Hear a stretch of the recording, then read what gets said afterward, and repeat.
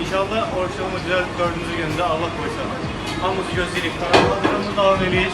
Hazırlığımız davam edir. Əsas önəmli olan steykdə kömürdür. Kömürün necə yaxşı eləsən, təmiz yandırsan, təmizləsən, o sənin öz ustalığındır. Ətlərimiz hazırdır.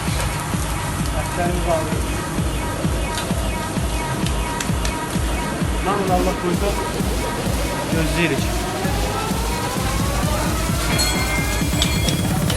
Maşallah, maşallah. İsimsiz kahramanlar. Bak. Bak. Kuzu sütü var bunlar.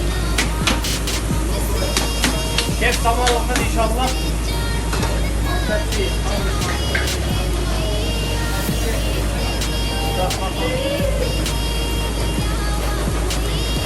Adam çiğ yemek istiyor. Ribeye steak. Nasıl ribeye'nin tadı? İnşallah.